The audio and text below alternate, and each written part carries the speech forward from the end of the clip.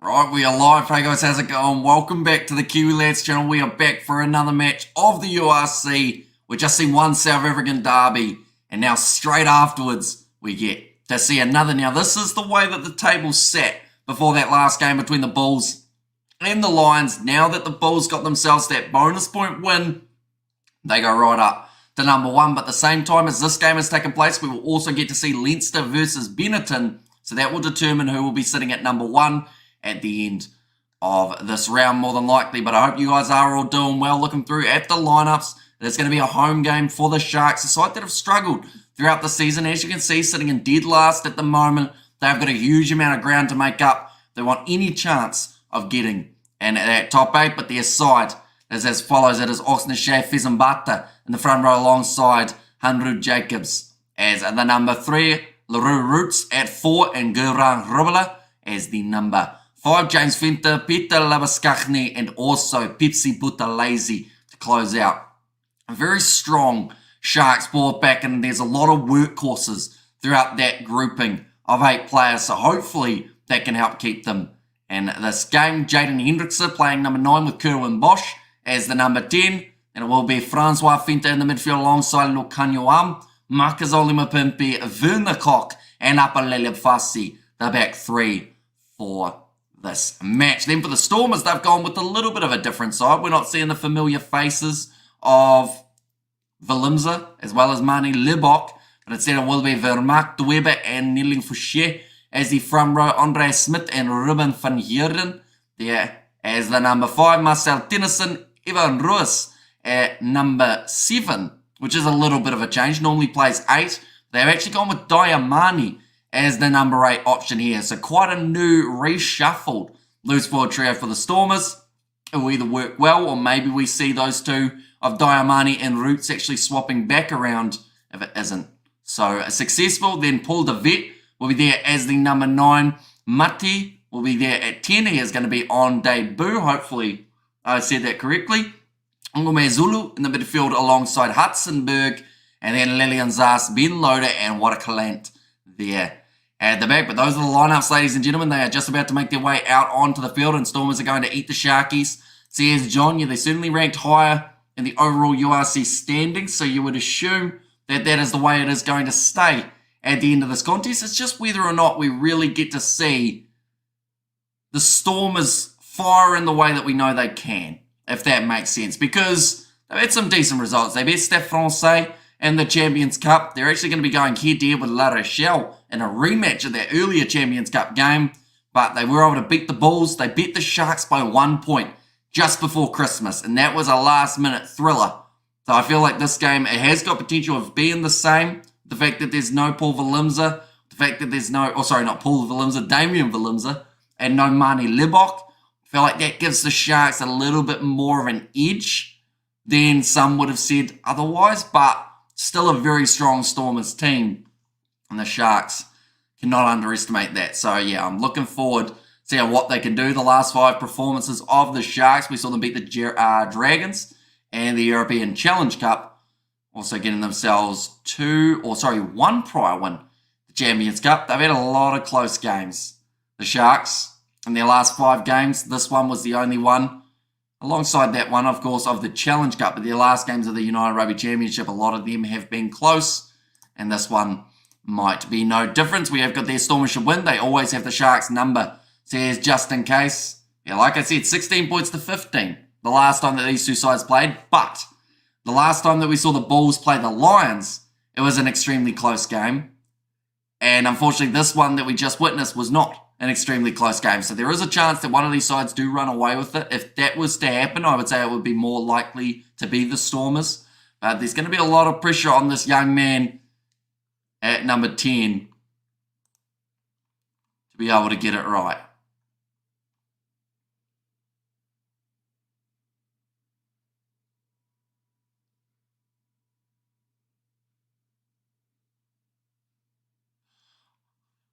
I think that they started the coverage too early for us here in New Zealand. We got to hear the commentator doing his warm-up of the starting 15, because I was wondering what was going on earlier on, because he was saying about the all-new loose forward trio, and then he went blah, blah, blah And I was like, that's a bit of a weird thing to say for like talking about the lineups. But yeah, I think that we got to see his warm-up before he did the actual lineup. That's kind of weird, but also kind of cool in a way that we got to see that.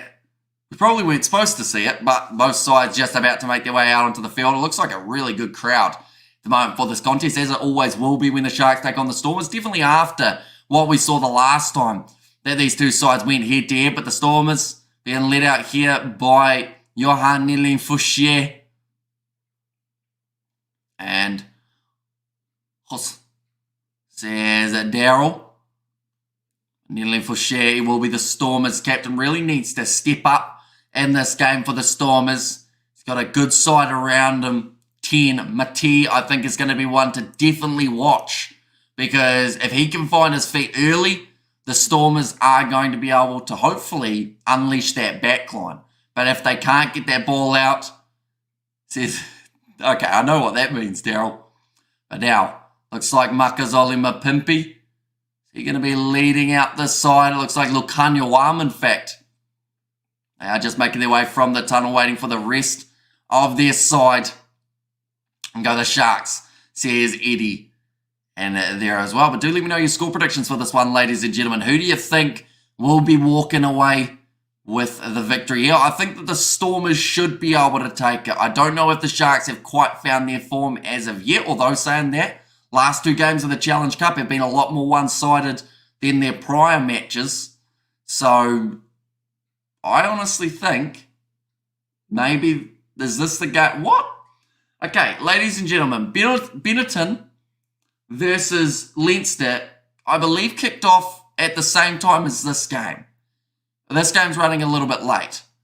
But Benetton have already scored a try against Leinster in the first few moments. And I hope more action in the Bulls-Lions game, says Ron. I hope for a lot less knock-ons, that is for sure. There were so many of them in that last contest, and Sharks are bad. Says Daryl there. Go the Sharks, says Eddie, but the referee in charge of this one, Mone Ferreira. And then Ben Krause as the TMO here. But we are just about ready to go, ladies and gentlemen, for this matchup. Crowd are excited. Should be a good one. There is a lot of potential for this game to be an absolutely fantastic one. We just need to see the players now step up and do extremely well. Makazole Mapimpi, I want to see a lot of him out on the wing. We didn't see much of Kurtley Arinsa in that last game for the Bulls. They're both probably fighting for that same spot in the bot kit, but it's kicked off by Kerwin Bosch. Going from left to right and well taken by Ungume Zulu, who is met by a brick wall of Oxnashare, who has just driven him backwards. That is physicality at its finest from the Springboks prop. Good run forward from Marcel Tennyson. I'm back now to the youngster Mati. I've got the IAM supporting my local team, the Sharks. And our man Daryl, says Ron. Good work in the breakdown. That was actually by Kerwin Bosch. The Roots. Taken down well by Alistair Vermaak as well as Ruben van Heeren. And now Jaden Hendricks, he will go for the box kick. He's about 40 metres out from his own line currently. We'll be looking to get it maybe to about that 35 mark, maybe 40, inside of the Stormers territory, perfectly on that 40-metre line. It is knocked back, reclaimed by Gurang Robela, trying to go for that ball. James Fenter, he has also knocked the ball backwards. Now Hendrickse going for the chip and chase. Doesn't quite have the pace to be able to catch up with that one, but Paul DeVet gets his pass away to Ungume Zulu, goes for the kicker behind. There is open space, but Dave's Werner Koch having to retreat. It's almost a 50-22, and in fact it works out as one, as Werner Koch had no option but to kick that ball into touch. It's well covered by Werner Koch, but I'm sure he would have loved to be able to have a little bit of a run with that ball. But great kick from Ungume Zulu, saw the space in behind, made the most of it. And now Joseph Dweba, can he make the most of this line-out opportunity for the Stormers just out from the Sharks line? This will be a perfect time to score too, right early on in the match. The side are just starting to find their bearings wasn't the straightest, but it is straight enough. That comment from myself, but the referee probably was thinking it. He's just not allowed to say it. There are bubbles at the moment coming up on the screen. I'm not sure who's got those. 10 metres out for the line. Paul de Vet. It's the pop pass up to Evan Rees. Vet goes to Dweba. This won't probably trouble the Stormers too much here, and it won't mind them too much either. Just being able to put together early phases with ball in hand, try and tire out the Sharks defence, definitely in the heat. Nice work from Paul de Vet to be able to hang on to that ball. Now Evan Roos again, trying to go round the side of the breakdown. De Vet goes up to Johan Nilin-Fouchier, the captain of the Stormers. Paul de Vet tries that sniping run. He's lined up by LaRue Roots. Kanyoam not able to get that turnover either. Now another drive forward. Great defence from the Sharks, although they have now been pinged for offside. And they'll go back for the original penalty. They're 5 metres out from the line now. And if I was the Sharks, I would take a... Oh, no, actually. I was going to say I'd take a scrum, but if you've got Oxnard in the front row against you, you probably don't want the scrum. I've got to make a decision here. They're kicking for the corner. Okay, so they're going aggressive early on. Anyone having trouble finding it on DSTV now? So here's Benjamin. Now, I'm not the best with my South African TV. Is it supposed to be on the same channel as that game between the Bulls and the Lions, Benjamin? Or is it a different channel that's going to have the game instead? Hopefully you are able to find it. If anyone else is watching from South Africa on DSTV, please do let know Benjamin. Do let Benjamin know whereabouts he can find it. Now line out throw for Joseph Dweba again. And nicely claimed by Ruben van Heeren. Uncontested by the Sharks, but they got a really good shove in to stop the momentum of this maul straight from the get-go. Although now it's starting to get a little bit scrappy. Trying to move it. LaRue Roots has gone through the middle, but it's called an illegal sack by Morne Ferreira. Collapsing it. He's fine where he was, but he's not allowed to drag it down, is the comment. So that is why he has been penalised there, LaRue Roots. And once again, they will go for the corner. I think Fezambata just asking the question again why that was given as a penalty. So pretty much LaRue Roots went straight through the middle of the breakdown, or straight through the middle of the rolling maul, which is completely fine. You are eligible to do that as long as you've joined from your own side. But from there, once he had his hands almost on the ball, he pulled it down. So that is why he's being penalised there. And Sasha Zulu, I think he was going to be kicking that one towards the touchline, but there is a bit of damage to the foot.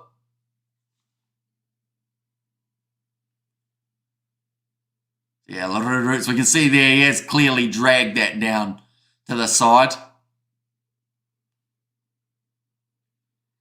I think a 15th appearance for that man. Talking about it on the last live stream as well, about who will be that next lock that can replace Evan Etzebeth while he is out with an injury. Hopefully he will be back in time for some of the time, or some of the tour for the Springboks in the Rugby Championship, but I don't know whether or not we'll be back at this point. Now that one is going to go down this time legally. Sacked there by the Sharks. Sashong Mezulu. Tackled by his opposite number there, Francois Fenta. Now Ruben van Heeren. 10 metres out from the line. Once again, it is good defence from the Sharks. Keeping that physicality high in the early stages of the South African derby. Dweba driven backwards. Paul de Vet now going off to the side to Evan Ruiz. Again, de Vet. Pop pass up. Now across to Hakshiva Diamani. He has been absolutely incredible throughout this year of the URC, getting player of the match time and time again. Leinster are winning. Says Connor. Sharks Bad says Liam, and good afternoon / morning. Says please welcome in, mate. I'm doing extremely well. Very excited for all the rugby that's coming up. We've got so much happening next weekend. Super Rugby, Six Nations, the Sevens as well. There's a knock on there from the Stormers on attack. And that is the last thing that they wanted in that scenario, definitely because they were just starting to build up those phases. But every time they were getting forced just that little bit further back because of those big physical hits coming in from the home side. Trying to pick up that ball. Paul Levitt wasn't able to hold it. Come on, guys. It is a family live chat. Thank you. Says Clarence. And there as well. I've noticed that it's always, like, anytime someone says something along those lines, it's always someone who doesn't support the Sharks. I don't know why, but it just seems to be, like, yeah. Why don't people like the Sharks? I'll ask that question. What have they done badly? I know that they've got some good players. Like, I know that in the past as well, they have taken some good players from other teams in terms of being able to pay for them to come play for the Sharks. But what is it about the Sharks that teams don't like, or players or people don't like? I don't see it. I feel like they're a good competitive side, struggling at the moment for form. It's a bit of a shame, but they'll be back. Last 2 games, they have been able to score quite a few points. And never mind Etzebeth. So we've got plenty good forwards for the replacement, says Leon. So I want to know your list. Who are your number 4s that you're going to bring in? Because I know, Lutiacha definitely more of a 5. Mostert, I would argue, is probably a 5 as well. So, 4s, you've got a few. You've got, Nokia could play 4. The Springboks. You've got Moura. You've got also Marvin Ori as another option. None of them quite ring that same bell, though, of course, as Eben Etzebeth does. But it could be a good time to kind of bleed a new player and give him an opportunity. We're having a torrid season. We will rise again. And that's the thing, like, they've got all the players in the world in terms of potential to be able to do well. They've got about 6 Springboks in their squad, if not more, and, they will be a strong side at some point. I think Jaden Hendrickson has a mouthguard in his sock at the moment. And as we are in the grassroots round type thing of where it all began. For the players, it's going to be a cross kick. Does sit up well. Out on the wing for the Stormers. Beautiful pickup for Sashung Zulu. Gets it away to Hartzenberg. And the Sharks are the least favourite rugby club in South Africa. But why? What have they done? Nice low tackle made by Alistair Vermaak. Paul de Vet. Going across now to Mati. Taken down early by Labaskachny. In my opinion, Sharks went the business route for buying personnel instead of building form grassroots. Says Mimania. Now nice quick hands for the Stormers. Ivan Ruiz. Oh, he's been knocked into touch. I think there was a bit of a head clash there. Then Ruiz and Apalele Fassi. Yeah, Fassi really putting the body behind it. He looks like he's almost knocked himself silly from doing so. But he saved a try in 6 inches of snow. I used the snow blower high haul. It's a little bit high. Like they're saying, Apalele Fassi, they feel like there wasn't head contact, but there's been some sort of head contact. Okay, it was a little bit high from Fassi, but I don't think it's going to be anything more than just the line out in favour of the Sharks. He doesn't look like he's too flashed. I think he's almost knocked himself out on the shoulder of Ivan Ruiz. Nobody likes a team with all the money in any sport. Says Fleshin. Some people don't like the way the Sharks play. So what about their style of play isn't, liked? I guess is my big question. From what I've seen, they look like they're a relatively attacking team. Yes, they're struggling, or they are struggling at the moment. Their points differential, though, when you consider Dragons minus 164, Scarlets minus 197, Zebre minus 130, the Sharks, in terms of their points differential, they score tries. They don't concede a huge amount normally. So, they can keep some close games. But it's taken well by the Sharks just out from their own line now.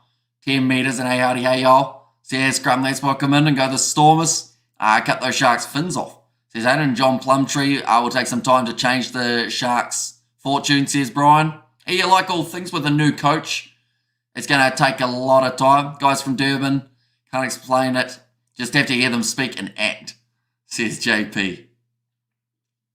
Now 10 minutes has ticked over in this contest here.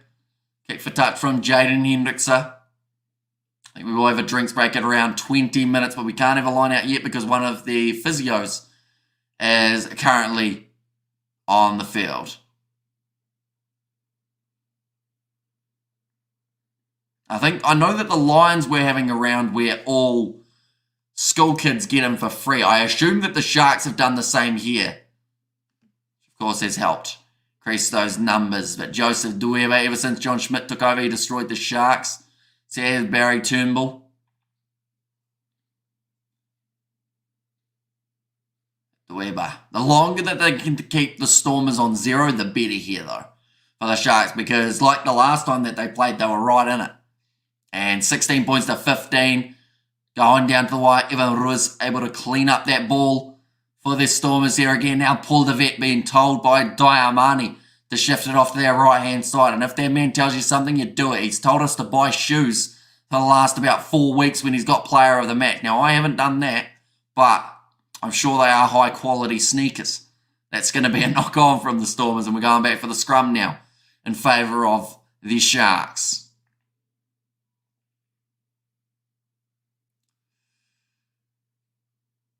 Stormers, just a couple early errors.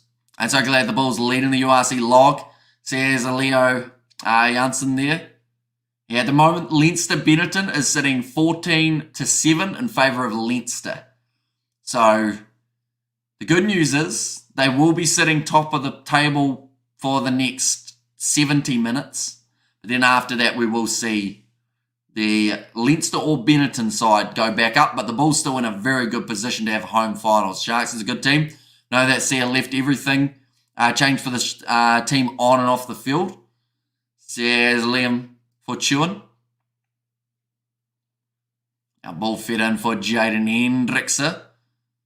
Looked like there was actually a preset there from both sides. Massive push from the Stormers. But somehow Hendrickson gets it out the back. Now Kerwin Bosch going for more of a low kick, and he has booted it straight out on the full.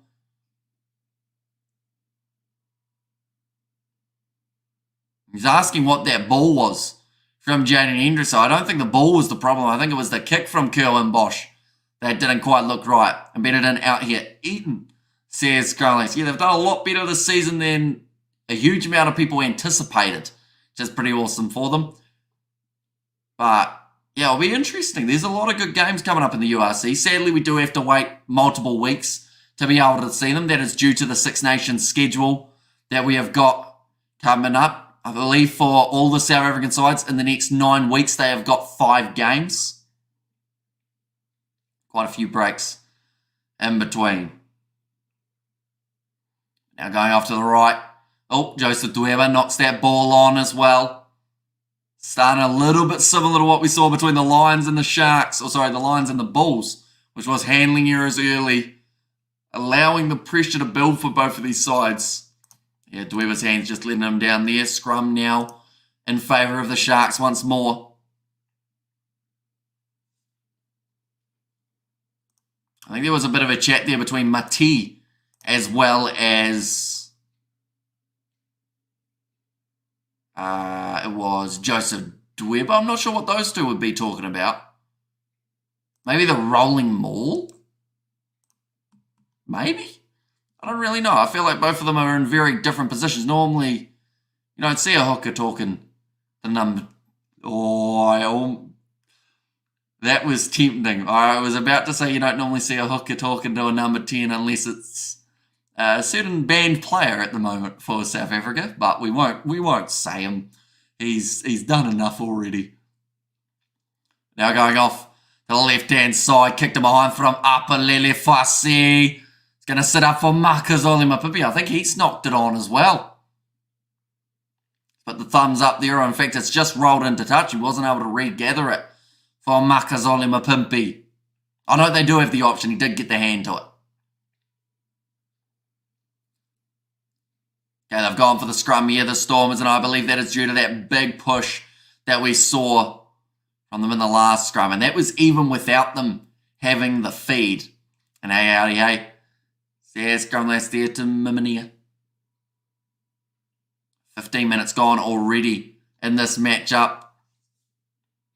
I think we're going to see two relatively low-scoring South African matches here, which wouldn't surprise me. I mean, both sides, I think, even though the table says otherwise, they can be quite evenly matched at times throughout when they're playing. I would still say that the Stormers, if they get one try, that is when the floodgates open and they start to really put their foot down and try and exploit the gaps in the opposition defence. But the Sharks haven't really allowed that yet. They've been able to defend well inside of their 22.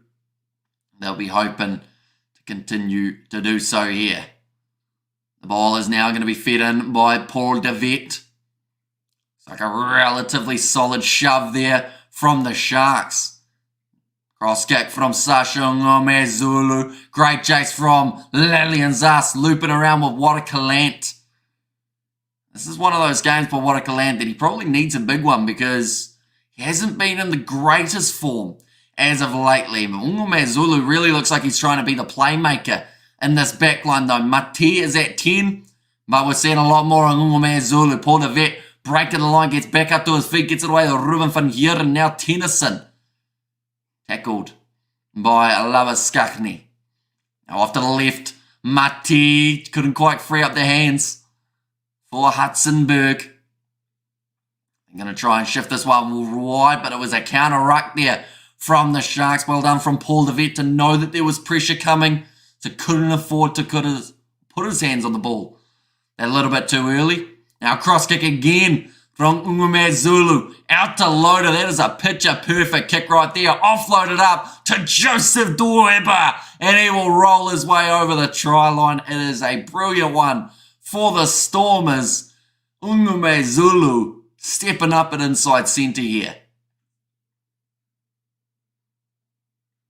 I'm just thinking of what the Stormers can do with their backline for the season.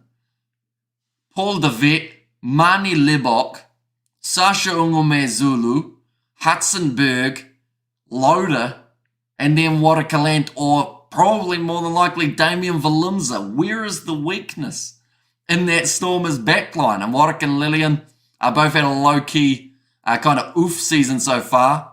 Well, see, that's the thing. Lillian Zas, I would agree with, and Warwick, he's been very up and down, hasn't he? So this is probably one of those games that they want to find their form because there are other guys. I feel Ben Loader, the way that he has started the season has been very strong, so I'd love to see a lot more of him. I know that he had his injury that kept him out, but like, I just realised I skipped that left wing side when I was listing the team. Like Lillian Zas, he's been quite up and down too, but who else have they got for that left wing side? They've got another player who, unfortunately, I can't think of the top of my head. That kick is just missed for Ngumezulu, but they have still taken the lead 5-0 after the 18 minutes. A great try from Joseph Dweba. Got a great offload out wide from Ben Loader, who saw the potential and also popped it up so that he was steaming forward rather than having to catch it behind him. That is a very good pass. Dan Duplessis, that is true. Another option. Like they've got numbers for days. And that's not even mentioning Ruanel as well, that they could go with if they need some stability in that midfield. He always gives you about a 7 or 8 out of 10, so you know you're going to get a relatively good game out of Ruanel. I know the game is going to open up, says John. It normally does when their Stormers get their first one. There's Angelo Davids, who's also iffy, that's true. So I feel like that number 11 spot, or to be honest, both wing spots are the ones that are probably the most contested at the moment. Ben Loader, little chip him behind. He's showing that he wants that right wing spot. He's just taken down Pepsi Butalese. The arm is out for the knock on now. Stormers have got the ball back, and they'll go back for the original knock on. 19 minutes of fast-paced attacking rugby. We're starting to see a few more scrums sneaking in, but it's always going to be the case when both sides are trying to up the tempo and trying to push the pace of the contest.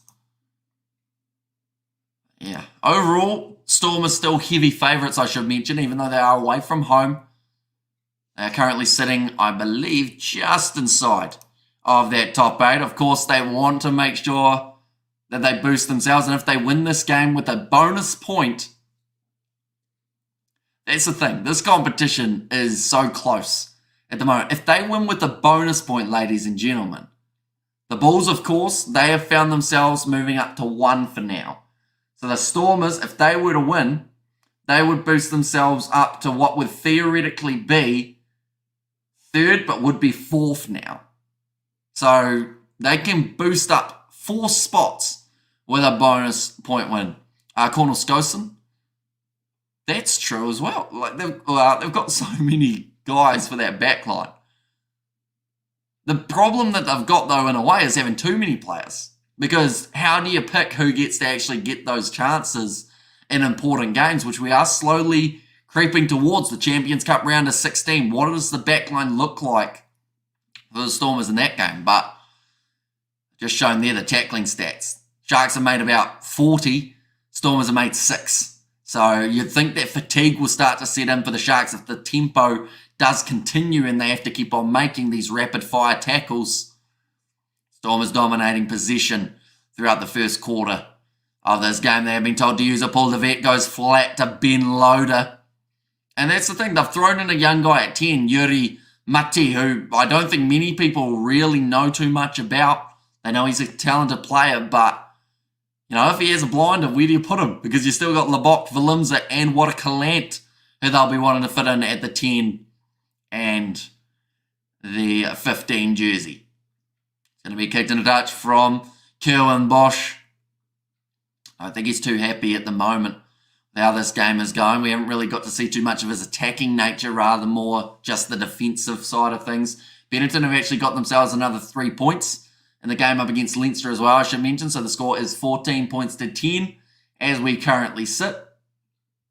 Relatively strong lineup for Leinster, but of course missing their international players. So this is the time where if Benetton were going to win, would have to be now. Now nice passing. Out the back line, gets it away to Hartzenberg. Getting driven sideways. Ball bounces out for Paul de Vet. Gets it away to Alistair Vermaak. In fact, it's actually the replacement for Alistair Vermaak. Not too sure what actually happened to him, but at the moment it is Sitoli who is on the field. So we will have to wait and see whether or not he does return. Could have been an HIA. Sasha Ongome Zulu went to the kick one too many times and has now lost the ball. Lucanio Arm starting to read him. The Sharks back in position. Low clean out there from Hurarula. And they'll go back for the original knock on.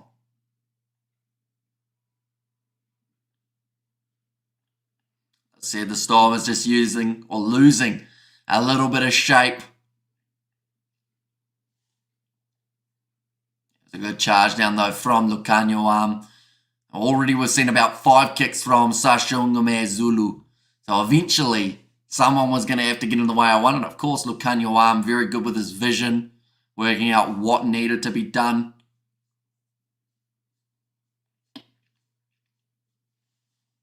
So there's some sort of knee injury now for Fezambata. Not a good day to be in the front row. It looks like they are being worked off their feet at the moment.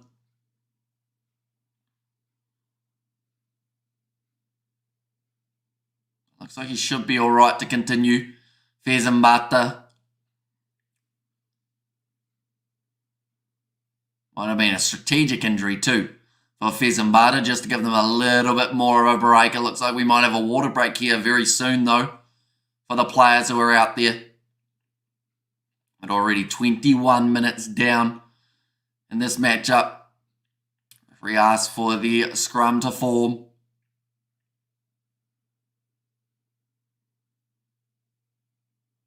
Playing some funky tunes at the ground at the moment. Quite the atmosphere. Clayton Blomekes, Jean-Luc Duplessis. Yeah, Clayton Blomekes, another player who I think has been very underrated for the Stormers. I feel like one of the main reasons they made it as far as they did, and I think it was either last year or the year prior, was because of Blomekes' work while they didn't have Valimza, while they didn't have Labok. I thought that Blomekes, when they started taking him out of the side, was pretty unlucky because of how well he was going.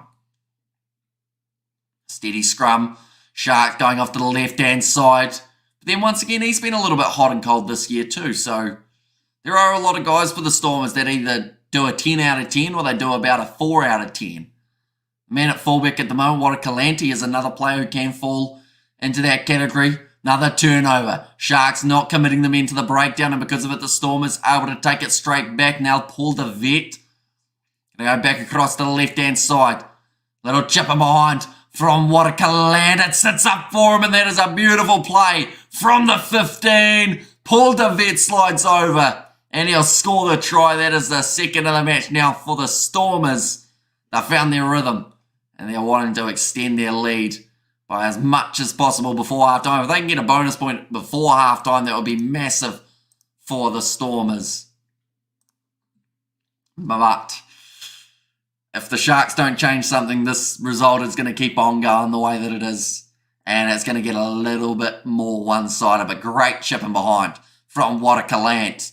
I mentioned about it, he's either a 10 out of 10 or a 4 out of 10. He's looking like he's having his 10 out of 10 day today. It's great news for the Stormers. But the Sharks just not defending it. They didn't actually have the man in the gap to be able to cover. Sasha Umezulu now 15 metres out. He did miss his first kick, but this one should be a nice simple tap over for that man, and it is. Sitting now 12 points to 0 in favour of the Stormers. But Paul de Vet, he has had an extremely busy game throughout the start of this match. Not to mention the fact that they've still got Herschel Yankees to come off the bench. These Stormers' backs just keep on coming and coming in terms of who they can use at any given time. Are going to be kicked off by Kieran Bosch. Put it deep, nicely taken by Watakalante.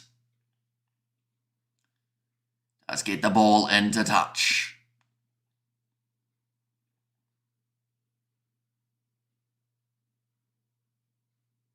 Like they're saying, the Stormers, they do the simple things well, which then puts pressure on the opposition to also do them well. And if you have a handling error or anything along those lines, like we saw from the Sharks, that is normally when the Stormers are able to pounce straight away.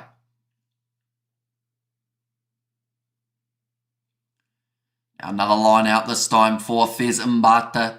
And a Sharks side nicely taken in front by Gurbrand Gorobala. Uncontested, James Fenter goes across to Hendricks. Apalele Fassi does manage to regather it almost. Had a fumble with the ball now. Bosch goes off to Werner Koch. This is probably the first attacking chance. Looked like James Fenter may have actually taken a bit of a knock to the side of the cheek there. He was just kind of going like this as he joined the breakdown. Now Locanio arm. Wide cut out pass to Apalele Fassi. Inside ball to Makazole Mapimpi. Now to the left again, Hendricksa gets it away to the big man, Hanro Jacobs. Hendricksa. Oh, I think that hit the fingertip of Paul de Vet. Saying that he was going to try and catch it, but he still only got the one hand, so could have been the deliberate knockdown. They already had the penalty, though, for offside. I believe the Sharks have to go for the corner here.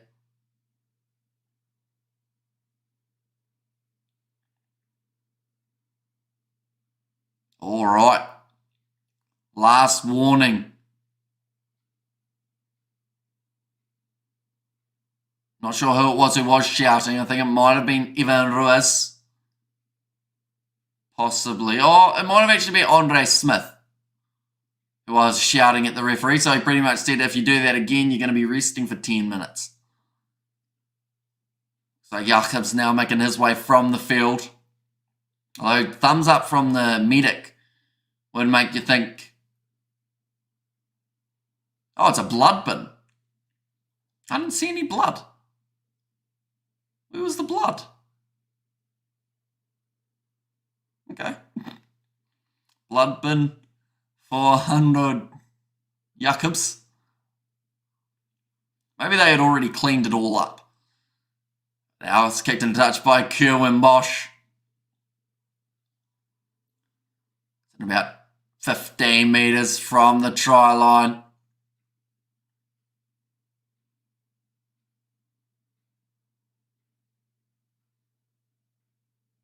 The crowd are loving it at the moment. It seems like one of the more electric crowds that we've had, and that is why the Sharks need to score. Keep the home fans involved. DJ doing a very good job at the moment. Nicely taken by Rubala. Pass was behind him. Another offside advantage. That's going to be knocked on this time by the Sharks. Never onside. That is against 7. Evan Ruiz.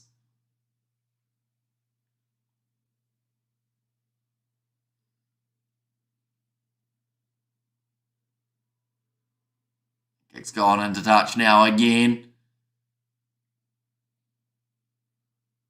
Another warning for Evan Ruiz to get onside. Yeah, he rushed up pretty quickly there.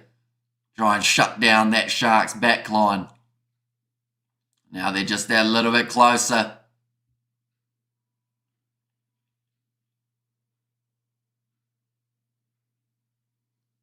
Fizambata.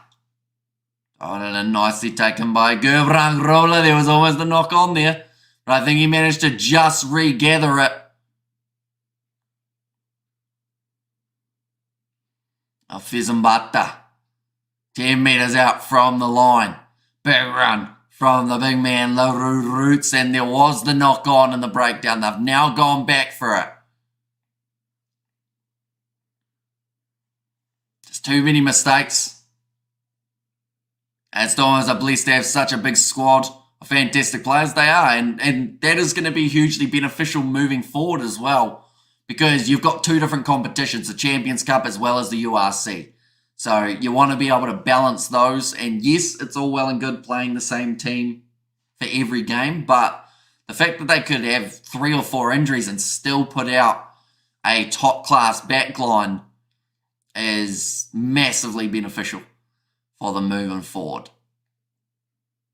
Only 5 metres from their own line here, the Stormers. I was holding back a yawn, and we've done very well to do so.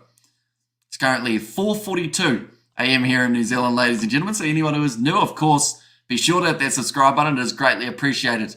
You'll be in here for this match. Now, Paul Devitt. Had to put the ball in. They're still playing Katy Perry over the loudspeakers. They left that one a little bit late to turn off the music. Scrum not really going anywhere. Here comes Diamani. That's his first run. And he is clobbered into Kerwin Bosch. And Stormers are blessed. Oh no, I read that one, didn't I? It's going to be kicked downfield from Mati. And does not find touch. Counter-attack now for the Sharks. That could be a massive mistake from the young man on debut. Now Jaden Hendrickse going back to Oxnische. Started the game with a big hit. Will want to finish it with 1-2. Kerwin Bosch. Flat pass off to Fenter at inside centre. Now look, Kanyo arm cutting inwards, but Ngume Zulu gets him, and Ben Loader couldn't quite get the turnover. Sometimes those DJs forget where they are, says Mimania. Hendrickse across to Oxnische. Great hands. Lavaskakni gets it out wide to Upper Lily Fossi. It's a flat pass, but I believe it is going to be all right to play on. Fizambata, tackled by Ruben van Heeren. After 8 phases now for the Sharks. If they can continue to put together phases without dropping this ball, Evan Ruiz in off his feet again. Oh, you are fine tacklers in the way. That was Diamani. Quick tap taken by the Sharks. Now another offside advantage against the Stormers. Their discipline's hurting them. Makazole Mapimpi goes around the side. Looks like Hendrickse has stayed down, so they need a new halfback. Looks like Lucanio has decided he's going to step up and play that role while Jaden Hendrickse is recovering. Another advantage against the Stormers. Big run forward from the number 18. Round the side here again. Throwing the ball at the line, Oxnische, but did he place it or did he throw it? I think he got it down. We will need to see a replay to see whether or not it was a clean grounding for Ox. And if it is, it's a great first try of the match for the Sharks. Okay, the on-field decision is a try. They're just going to see whether or not the grounding is clean.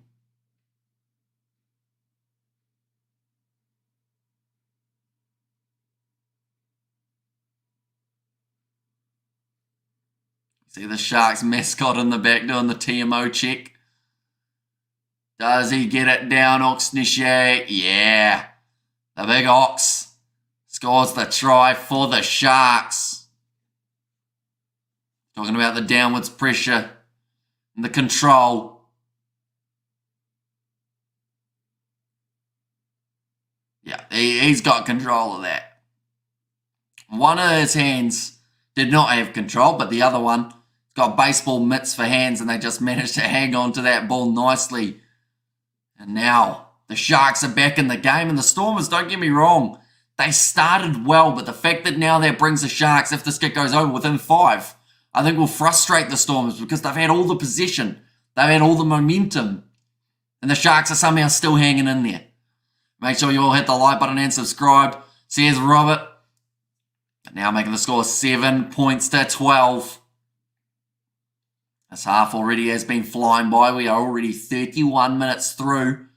In real time, it did look like there was a bit of a fumble, but that is because of after getting the downwards pressure, the ball ended up bouncing out.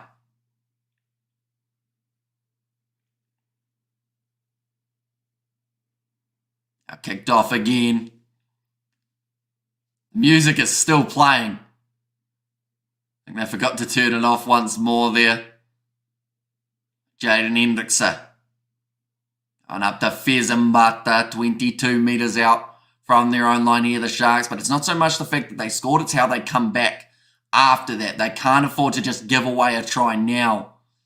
We saw that for the Lions. They finally scored their first try of the match up against the Bulls and then conceded within about 2 minutes. Good counter ruck there. No, sorry. Went in through the side for Vern the Clock. Taking the 9 out. The penalty does go the way.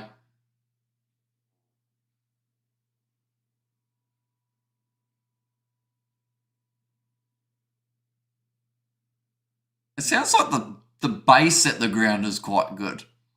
It's like I can hear the stadium thumping at the moment. Yeah, Vern the Clock. Just looking up to see who was in front of him. Yeah, Paul DeVette felt like it was played. The referee agreed. It looks like they are actually going to take on the 3 here for Sasha Ngome Zulu. I don't think there's as much breeze to contest within this game as we did see in the last South African derby between the Bulls and the Lions. Currently sitting 1 from 2. The one that went over was 15 metres out. The one that missed was about 38 metres out. And this one is 48 or somewhere around there. A lot longer for Ngome Zulu. He lines it up now. Such an effortless strike, and it's gone straight over. That'll extend the lead now to 8 for the Stormers.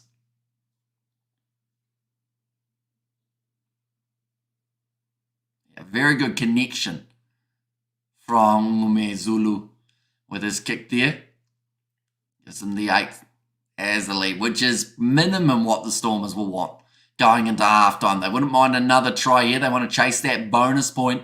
So we'll help them go right up to 4th place if they can get a great kick from Sasha Ngome Zulu. Apelele Fasi throws it into himself and kicks it forward off his left boot. He's also going to chase it. Would have been some individual brilliance if he had been able to take that one, but it is cleaned up now by Ifan Ruiz. Taken down low by Vern the Clock. Now Diamani nice inside border, Ruben van Heeren. Now the chip and chase. It's gone sideways of Labaskachny. And the knock on this time, they have said it's off of the Sharks. I thought it was a Stormers knock on and then a Sharks knock on the ground. Evan Ruiz. It's like he's bleeding again. Normally happens for Evan Ruiz because he is always right in with the action.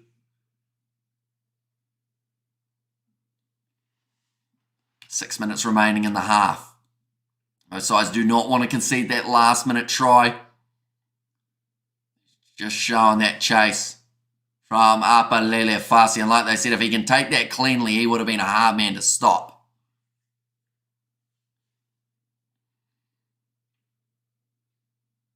"35 minutes down.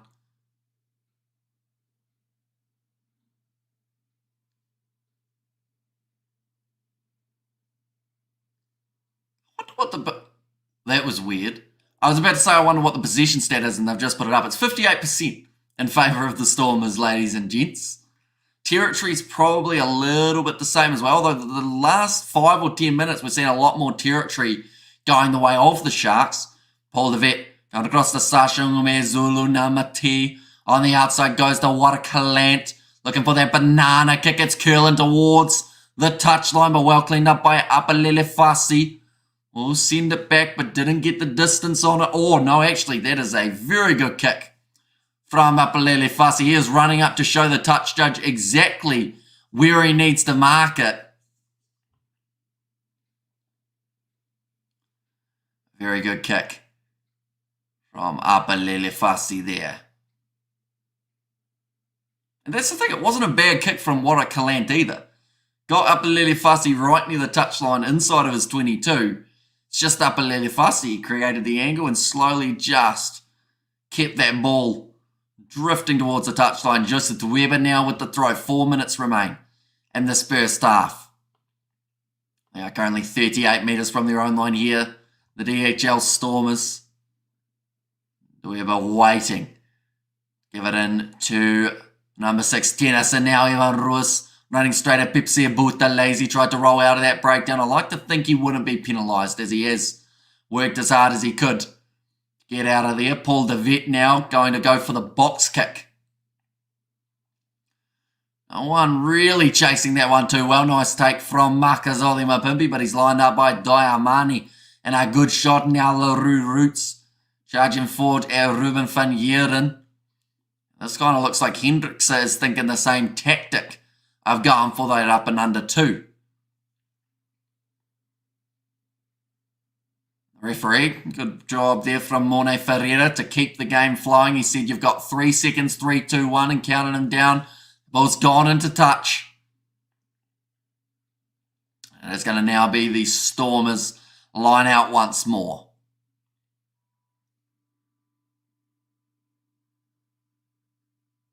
Okay, we've just heard Ferreira, the referee, say we need to speed it up with the box kicks, please. Now, not many referees actually officiate that. A lot of the referees will just say, use it, and then they won't mention anything after that. But, yeah, I feel like most refs wouldn't say 3, 2, 1 when they have to kick it by. That's going to be nicely claimed. I see that Jacobs is back out on the field, so the blood bin was successful. I guess he managed to get the invisible cut patched up. Now Paul de Vet going off to Diamani, short side loader. Such a handful for defenders.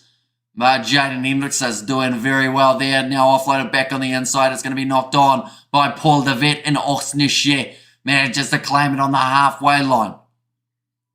Back across. A little bit of step in there from Kerwin Bosch, but he's shut down well by the Stormers defence. They have to only make limited tackles throughout this first half. I believe the Sharks have made about 70, the Stormers around that 20 mark. Oh, it's another knock on there. Now, the referee says it goes back, but it's stolen by the Sharks anyway. Now it's called as the knock on advantage. Hendrickse going back across again. The passing is precise here from the Sharks. They've got more than enough ability of being able to score again before the end of this half. Time for a cold beer, says Manny M. Well, it's currently 4:54 a.m. here in New Zealand. Great run from Makazole Mapimpi. Gets it away to Bosch, but he's shut down and he has dropped the ball again for the Sharks. Diamani has to go for the clearing kick, and that is a fantastic kick from a big man. Not only did he chase him down, force the knock on, but then he's booted the ball into touch. Great cover tackle from Diamani. He is not the man you want running at you. Like I said, it was pretty chaotic. You mean another one? Says a Mimineer in there as well. As I am here in the high desert, beer sounds about right. Oh yeah, happy birthday, Geordie Barrett, says Scrumless. Yeah, as well. Of course, Super Rugby just around the corner. We will be covering it on the channel as well, ladies and gentlemen. The games are at decent times for us here in New Zealand. Of course, seeing as some of the games are in New Zealand, but we are going to be covering that competition. We're covering the Six Nations. We're covering the Vancouver Sevens next week as well. And of course, the URC and Champions Cup, anytime that they are taking place, we will also be live on the channel. Hendricksa going across to Fezembata. Across to Robala.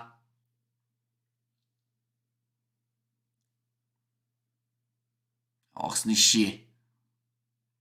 They're kicking this one up high. There's the halftime siren sounding. Mark is taken by Ben Loader. What does he decide here? Does he take the tap? Boot the ball into touch?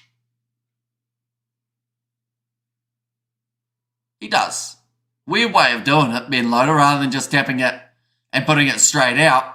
Oh, he didn't hear the siren, I think he just said. So he was going for a normal kick, but the halftime siren sounds, and it is going to be 15 points to 7 in favour of the away side, the Stormers. What was a interesting half, probably is the best way of describing it. The Sharks, for the first maybe about 15, 20 minutes, just didn't look like they were in the game, but they close it out with only 8 points down. Stormers looking clinical at times. Not quite able to turn it into the big points, seeing as the Sharks' defence, as busy as it's also been very strong, and they haven't been leaking those easy tries that we have seen in some of their past performances. At the moment, the stat for tackles made, we have seen a total of 74 made by the Sharks. They're actually tackling at a 95% success rate, though. So that is hugely beneficial for the Shark side. For the Stormers, they made 39, so that number's slowly starting to increase a little bit, but their tackle percentage is sitting there at 83%. Even a halftime beer says many M. I am not no, because it is currently almost 5 a.m. So it's not really a drinking time. I've got water, so I have some of that. But yeah, not many bevies being drunk at 5 a.m. Not the first beverage anyway. I feel like you got to have already been going throughout the night first.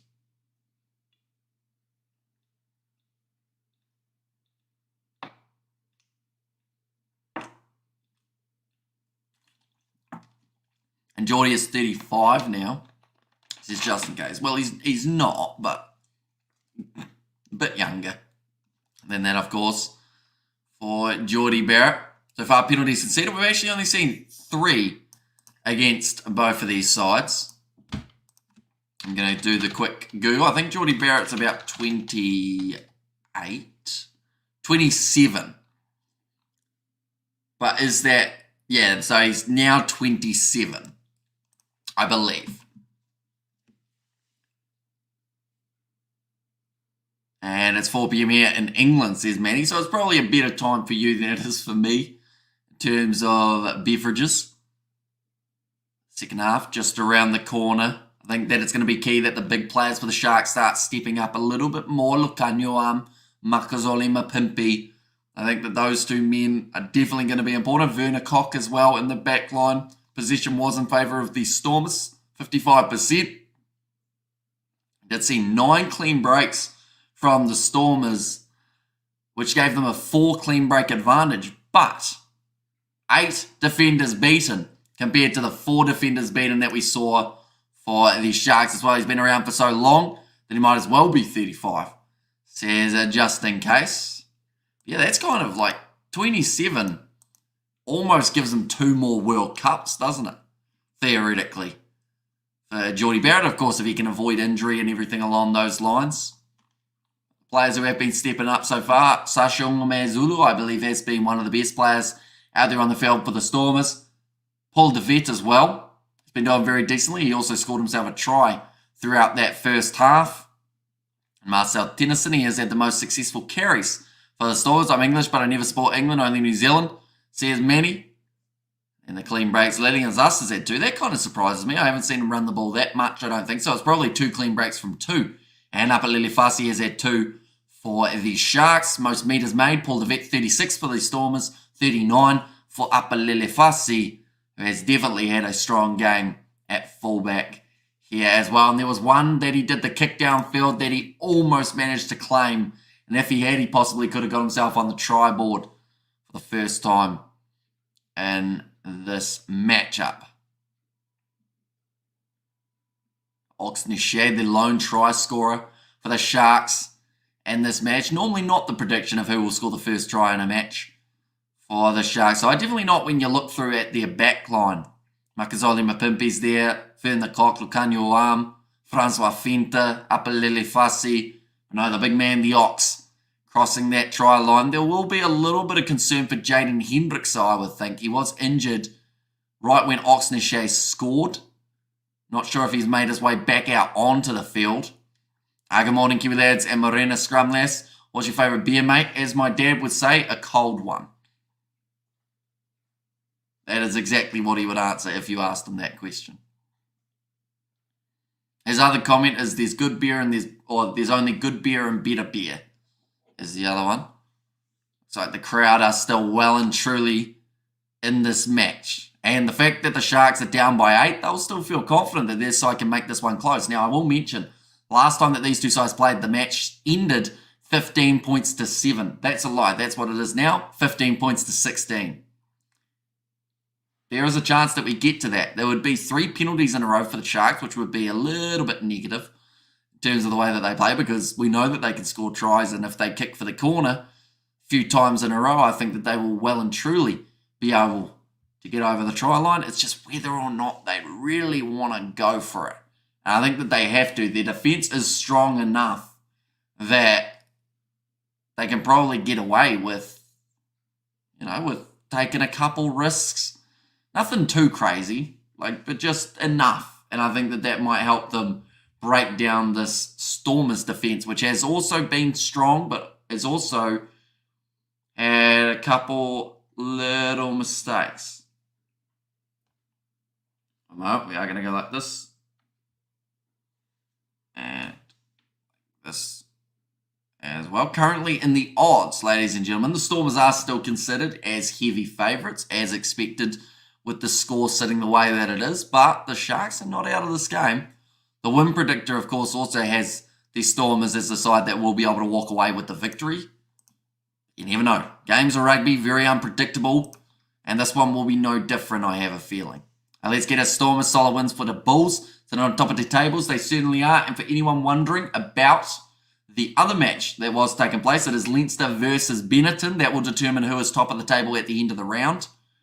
And at this point, last time I saw it was 14 points to 10 in favour of Leinster. Now the score is sitting 28 points to 18 in favour of Leinster. So a high-scoring contest for that match between Leinster and Benetton.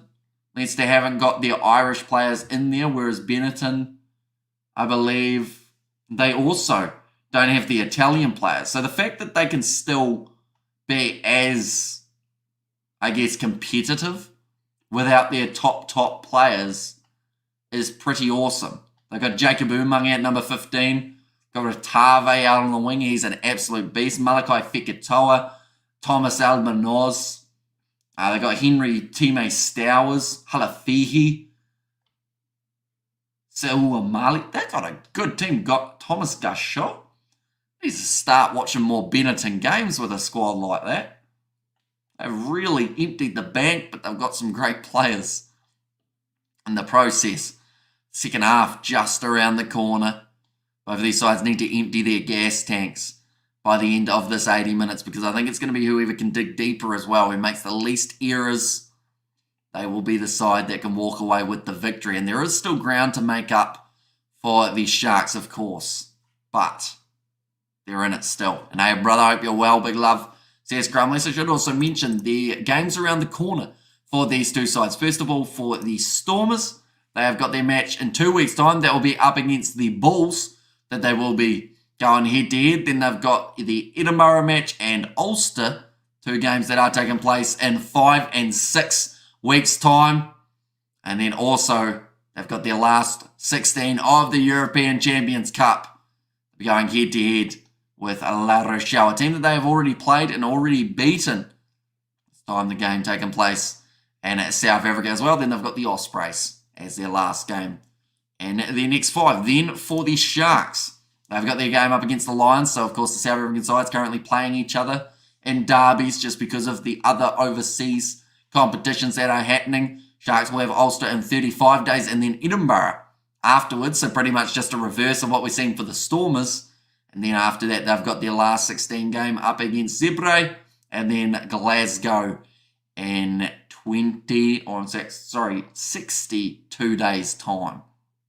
So a little bit of time till we get to see that one. But the second half, I would say we haven't got too much time at all before it does get underway, ladies and gents. So if you are new, of course, be sure to leave a like and subscribe. I was just looking to see what time the local bakery opened. So I was feeling peckish a bit earlier on in the stream. They open at 8 a.m. Quite sad. I don't think anywhere's open before 8 here. And this live stream will finish at 6. So I'll probably just end up going to sleep after the stream. But of course, we have still got plenty more coming up on the channel. Like I mentioned, next weekend we got Super Rugby. We got the Six Nations. We got the Sevens. Now, I believe the first match of Super Rugby at the moment is a bit of a question mark for us. That is probably the only game of the weekend that we're like, is it doable? Is it not? So if not, we will hopefully have a replacement for me. It would be a shame to not be able to cover, of course, the first game of the competition, but we'll be doing our very best to cover as many of the other games as physically possible. Oh. Okay, the Sharks making their way back out onto the pitch now. The bench could be extremely important for this game. We have seen already Diante. It's going to be there at number 23. They've got Vincent Chuka, Hiron Andrews, Ustahazen, Machuno, and Umbanambi, just to name a few of the replacements that they can use. For the Stormers, we have seen Sitoli out on the field for a little bit of time. I think that is due to an early injury that we saw of Alistair Vermaak. Still, Yankees can make his way onto the field. Angelo Davids as a back replacement. I assume that he would come onto the field probably for Lillian Zas when the opportunity does arise. Ben Jason Dixon, another man to watch out for. But the meters made, we have seen 163 meters made by the Stormers compared to the 78 of the Sharks.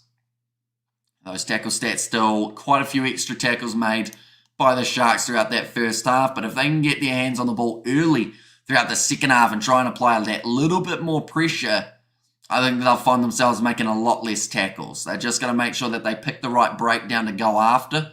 Seen a couple penalties already go against them.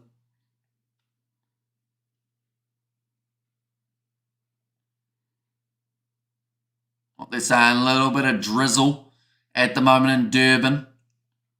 Crowd are still absolutely loving it though. A little bit of rain is not going to stop them from witnessing a South Africa versus South Africa game in the URC. The Sharks have made their way back out onto the field. We are just waiting for the Stormers. Here they are. We're a little bit later on. I think there's some sort of thing that they have a system for when they're allowed to go out of the tunnel. Because we did see for the Sharks, right when they were about to make their way out onto the field, for the start of the game, they were kind of told, wait up. You got to stand there for a while and then we can bring you out. Then the clock, we only saw him very briefly throughout that first half. Pepsi Buthelezi, a little bit the same. There are a few guys for the Sharks that can definitely step up here in the second 40 minutes, but the Stormers' backline, I think, is what will win them this game alongside that loose forward trio. But it's going to be kicked off by Mati to get us back underway for this game. Nicely claimed from Gurang Grula. Jaden Hendrickse. Going to use it. Goes across to Jacobs. Came back out onto the field for his blood bin. I'm still seeing no signs that he was ever cut though. So I actually think it was an HIA and they called it wrong. And I think he's just taken another little knock to the head there, so that won't help him too much. A little bit of a aerial battle there between Halant and also Mahazoli Mapimpi. And Mapimpi gets the better of it, so now Werner Koch. They are starting to fire it out towards his wing, but nice run forward from Francois Fenta. Look for the offload, cleaned up by Lavaskachny. It's done well to drag it down Now Hendrickson goes to Apalele fast. He gets it away to Werner Koch. He's kicked it out on the 4. No, it just bounced in the field of play, but couldn't quite create that angle that he needed to fly down the wing and get the early chance for the Sharks. And this half will go quick for the Sharks, that is for sure. Every time that the ball goes out, every time that there is a scrum, it's definitely going to feel like the clock is going a little bit too quick. Joseph Duever now going for the line out, waiting patiently. That's something that both sides have actually done throughout this match, just waiting those couple extra seconds before throwing the ball in. And that straight down the middle of the field was Mate. Now nice stepping from Werner Koch, sent Sasha Ngumezulu the completely wrong way, but luckily for him, he slipped and was still able to get the ankle. That is going to be a knock-on, I think, from Lukanyuam. Yes, it is. I'll be disappointed. Rather than going for the catch, I think he was just going for the little tap on. It didn't work for them. Now it's going to be the scrum. It gives them a wink as well afterwards. But Kerwin Bosch are trying a little bit. Yeah, that one was probably Apalele Fasties with the way that it bounced. Lukanyuam had committed to getting one hand up to it. 25th appearance for the Sharks here. It's almost surprising when you see how little caps Lukanyuam has had for the Sharks side. Like, you look at someone like a Fezambata who's had, I think, 17 or 18. The fact that Lukanyuam's only had 8 more than him.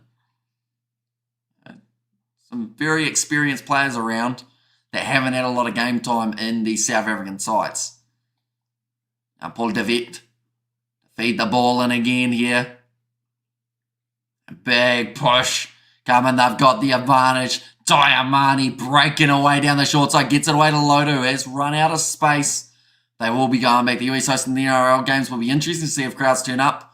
All from Utah, says Blues Nate. And so, yeah, hopefully it does work well. I feel like rugby league, like, it's something that the USA, I think they'd get behind it because it's still phases. Like, it's similar in regards to downs for the NFL. They'll be like, there's no padding. That's a bit insane, but got to be a little bit insane to play rugby league with the amount of big shots that come in. Gone high from Kerwin Bosch. Waiting for this one to come down. Good take from Watakalant. Turned his body so that Lukanyuam was going to be hitting him in the back rather than at the front. The chance of the ball getting knocked away. Johan Niddling for share. That's his first carry, I think, of this whole game. I don't think I saw him throughout the first half really either. Now Mate puts it high. It's going to be knocked on by Ivan Rus. Yes, he is. He said he didn't touch that ball to the touch judge. He's a fiery character, Evan Ruiz. He was already on his last warning earlier on.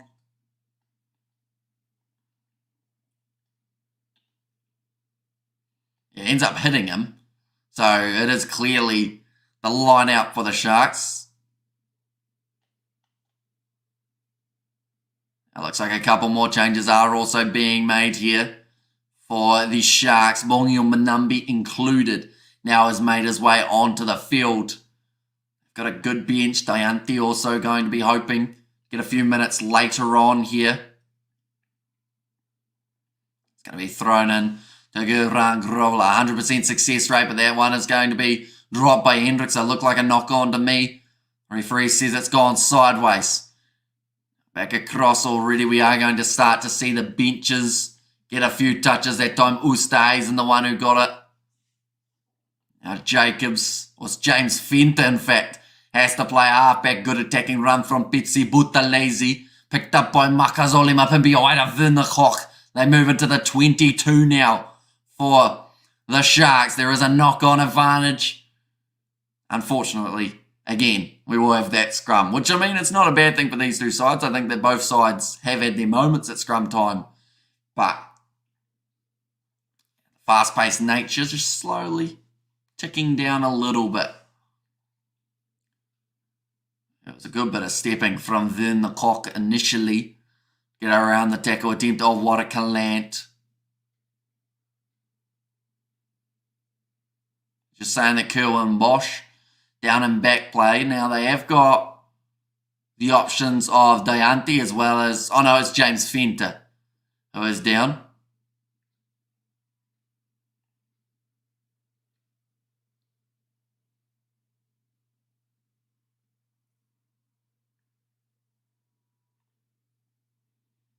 I just said that James Fenter prefers the open game, and I feel like that is why down the wing, Sharks could find some sort of success. The USA needs all the rugby it can get. So there's scrumless, and of course also going to have the Cricket World Cup. Oh yeah, he's been taken out by Evan Ruiz there. And probably has got an argument to say that he was taken from the wrong side of the breakdown. Evan Ruiz, he's had quite a dirty game so far, to be honest. I've seen all the little things that he's been doing. He's also been arguing with the ref, which is never going to go well. He's a fiery individual, but I don't know, as a Springbok selector, you look at that and you go, not worth the risk. Paul DeVette to feed the ball, and definitely not when you've got guys like Quagga Smith. You've got other fellas coming up. I feel like Diamani's form is much better than Evan Ruiz's for this year. Too much movement there at scrum time. Now we're going to have another reset. Joseph Dueva versus Bongi Umbanambi. Those two have probably scrummaged against each other quite often throughout their time together in the Bok camp. Speaking of complaining, we're just seeing Bongi Umbanambi having a bit of a chat to the referee there as well, asking for the penalty.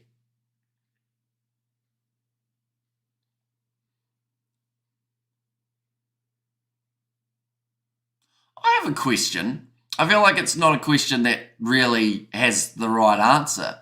But how do they decide what side of the hooker's head the other hooker is going to put his head on?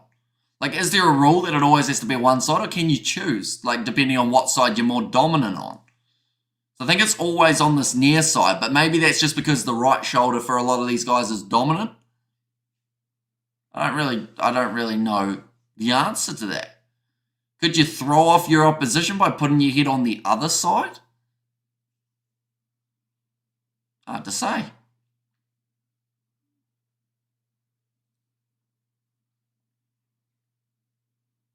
"47 minutes through at the moment. Sharks come on. Sharks, says Nazi.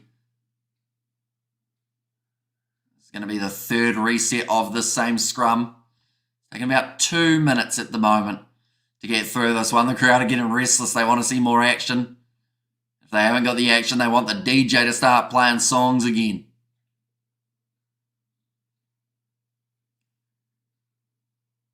A ball, no, that's gone down, and that will be the penalty this time on the near side. I think that was Austin Shea, who has ended up going down. He's frustrated about it too. Where can I watch the match for free, if you know what I mean? So here's Francois. Are you in New Zealand, Francois? I have a bad feeling that you're not, though, because if you were in New Zealand, it's on TVNZ Plus, which is free. If you have a VPN, you may be able to get a TVNZ Plus account, which will have the South African games of the URC. But other than for free, it's a tricky one. Of course, there'll be the dodgy sites around, but you might end up with a virus on those ones, which would not be ideal, because that'll cost a lot more to fix. Now, Evan Ruiz, got a run forward, has been taken down. Johan Nedlin for Shea. Now running up to the halfway line. Jaden Hendrickson trying to tackle far too high, and ends up getting a bit of head-on-head contact going. Now a big run. Here goes Evan Ruiz again. It's come alive in this last 2 minutes or so. It's available now for Ruben van Heeren.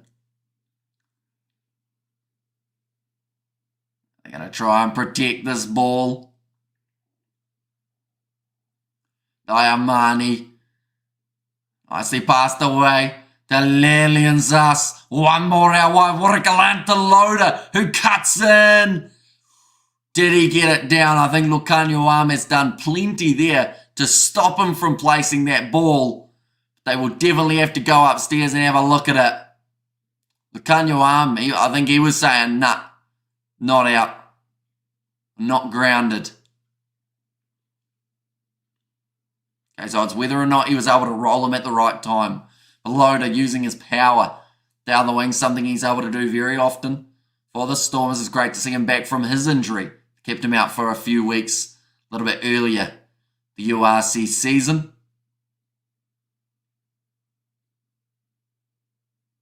Stormers, I don't think have made their way back to the halfway line, they've said there. Oh, see, Lucanio Arms got his hand on the ball straight away there. I would say that that's not clear and conclusive from this angle. On field is no try. I think that's brilliant work from Lucanio Arm. So they have to have clear, conclusive evidence that their ball has been grounded. Don't get me wrong, it's extremely close, but I don't think there's evidence there.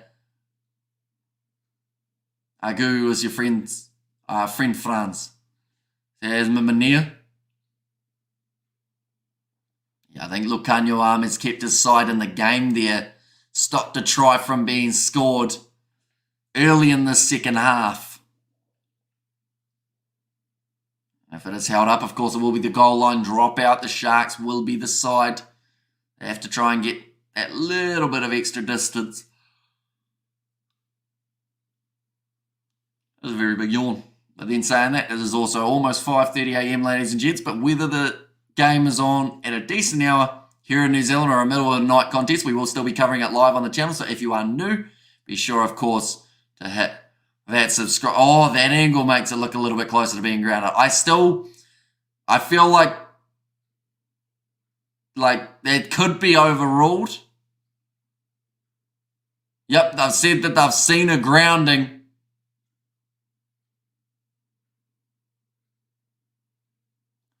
The try is going to stand for the Stormers.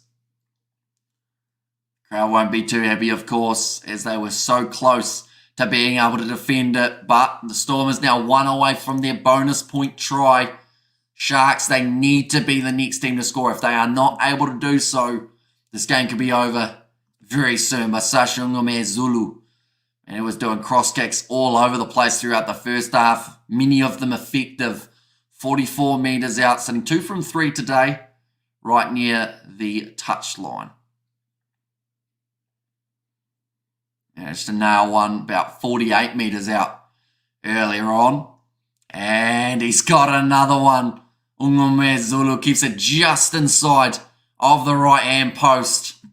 Fantastic kick and a fantastic try for Ben Loader. The Stormers leading now 22 points to 7. Some angles look like Lucanio Arm had done just enough from the one from behind to show that he had managed to get that ball down. See, Vincent Tuchuka now is on the field for the Sharks. It also looks like Ben Jason Dixon has made his way onto the field for the Stormers.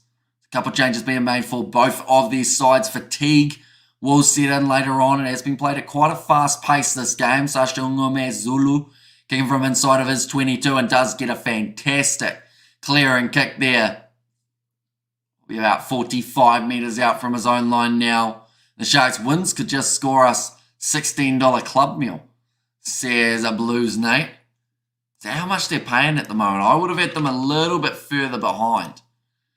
Only because of the fact that they haven't quite looked like they've come out strong in the second half. The way that it currently sits, one moment, we will go here. Rugby Union. They are, okay, $13 underdogs for us here in New Zealand. Nice bit of work from the Stormers. In defence, Sharks now on attack. Looking for the offload. It was a risky one from Ustazen, but it works out, and now the big man, Machunu, starts to build a little bit of leg driving. Now Vinakok taken down by Ben Loader. Very capable wingers. Only head to head. And Hendrickson once again wants to look to the short side. Inside ball from Apelele Fasi. Go Stormers go. Says Willem there. So one of the Stormers players is currently down. I think that is going to be Hudson-Berg. He stayed down with some sort of injury to his knee. Penalty goes the way of the Sharks, and this is their chance to be able to kick this ball towards the corner. And that is Andre Smith. He's been penalised for that one. Hudson-Berg trying to stretch it out. Might have been the calf muscle, actually. Or the Achilles. And another change now. Beer made it is going to be Diamani, who has got the same haircut now as Markazoli Mapimpi. Going to be coming on to the field for Vernehoek. Can he be that X factor that they need? Also, Kerwin Bosch is off the field. That is for Masuku. And looks like Hudson-Berg's night will be over as well. He will more than likely be replaced with Angelo Davids. So once again, both sides actually making subs at the same time. The auntie fired up and ready to go. And the Sharks, they need some X factor. So maybe he's the player who can offer that. At the moment, in fact, no, it's going to be a debut for the Stormers here, who has replaced the man in the midfield, Hudson-Berg, now rolling more for the Sharks. They've got 8 players all in there at the moment.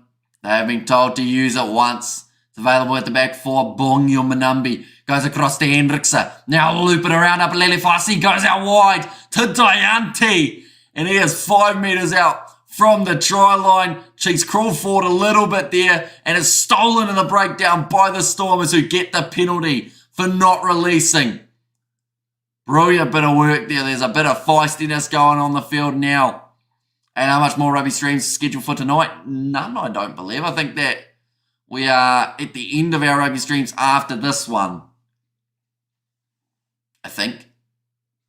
Just have a quick look. Currently 33 points to 18. In favour of Leinster in the game up against Benetton.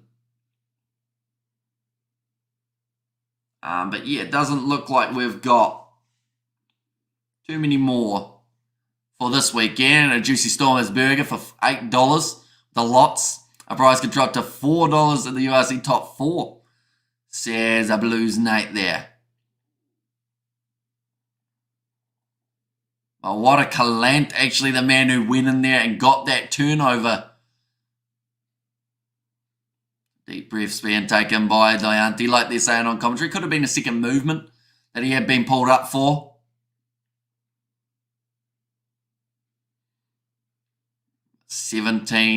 27 minutes remaining. I see taken by Paul de Vet. Away to Evan Roos, Salman Morat onto the field for Andre Smith.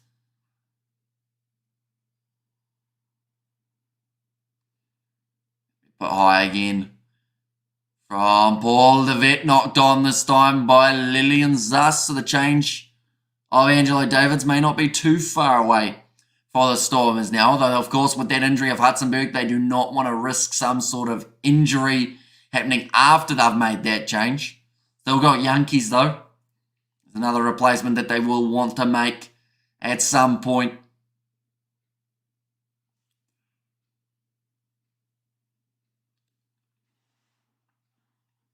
Next game, like I mentioned, for both of these sides in 2 weeks' time. So they will not be playing next week, but the weekend after we get to see them in action again. It's going to be a pretty hectic time in the world of rugby, because we are going to get to see, of course, the HSBC Sevens next weekend. Super Rugby starting, so that'll give us an extra probably 5 or 6 live streams a weekend that we will be covering, ladies and gents. Should also mention that the LA Sevens is going to be the week after the Vancouver Sevens. So there's a lot on at the moment around the world, but we are covering as much of it as we can. So if you are new, of course, be sure to leave a like and subscribe to the channel, as it is greatly appreciated you all being here for these matches. Crowd attendance, 31,093. That is a pretty decent crowd. Well, someone just threw a paper aeroplane I saw there.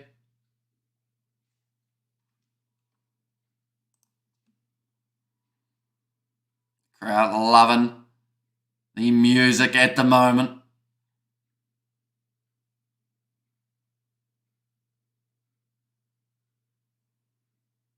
I feel like quite a few people are dressed up for today as well at the stadium, even though it is slightly drizzly. So a lot of commitment out there, but a bit of a stoppage here at the moment.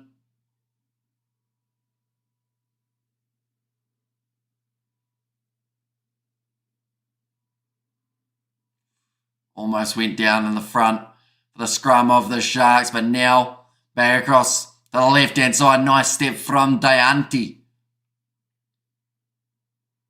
Across Lucanio, arm almost through, finds his offload away to Jaden Hendrickse, who looks for the offload again to Krobler. They want to keep this ball alive at the moment, the Sharks. Oh, knock on there, I think, from Hendrickse in the breakdown. Ref didn't see it. 50 metres out from the Stormers line. With a large fries and a large drink, says Mimania. Now I'm just getting hungry. But nowhere's open to get food, so I'd have to cook it myself, which isn't a problem. It's just at 6 a.m. when this live stream finishes. Paul the vet now going off to the youngster again. Mati. Big kick downfield. Oh, it's taken back. Okay, well, it was a fantastic kick up until it was taken back by the Stormers there. Disappointed there. 25 minutes remaining in this match.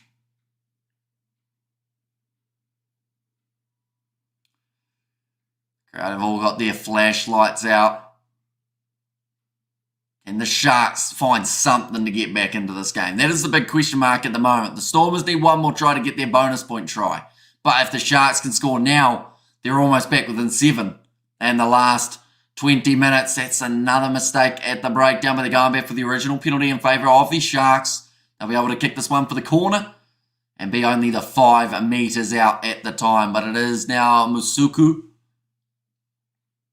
Extra large chips. Busy weekend for the Kiwi lads with cricket and Six Nations and Super Rugby, says Blues Nate. That is true, although I'm not sure if I'm playing next weekend for cricket, just with the hectic schedule. We're also going to a wedding, so I don't know if I'll be back in time for cricket, but also I think we've got streams that would be at the same time as well, so it's just a hectic time, to be honest, but hopefully we'll get some cricket in at some point.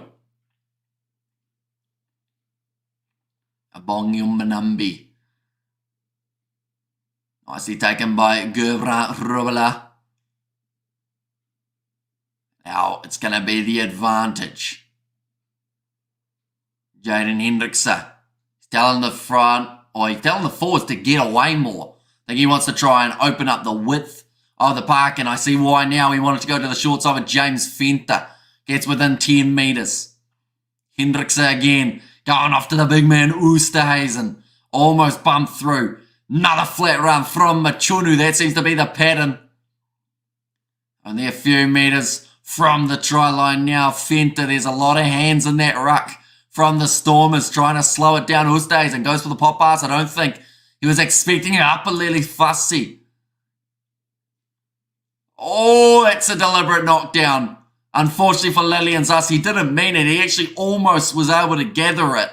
But the problem that they've got is there was probably an overlap on the outside for the Sharks.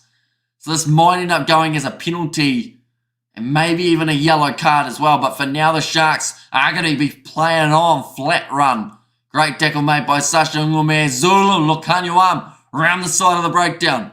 3 metres out. James Fenter. Oh, he's just headbutted the post like he didn't even see it. But it's going to be the try for the Sharks. I wonder whether or not they'll still ask about that yellow card being an option for Lillian Zas, but they are back in it. They needed to get there soon. Now, James Fenty might have broken his nose on the post, or at least he's got a bleeding nose anyway, but James Fenty scores it here for the Sharks. A great work from Lucanio. He actually jumped ahead of Jaden Hendrickse and said, I need to run this.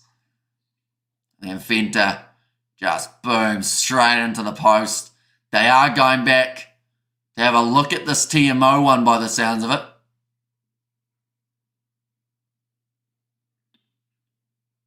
Okay, give me number 11, please. I think that Lillian Zas.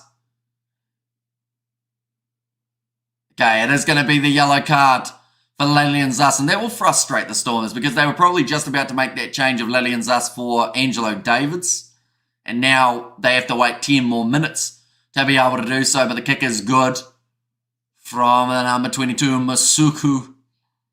The score 14 points to 22. The Sharks, they may have been $13 underdogs, but they're now getting a lot closer.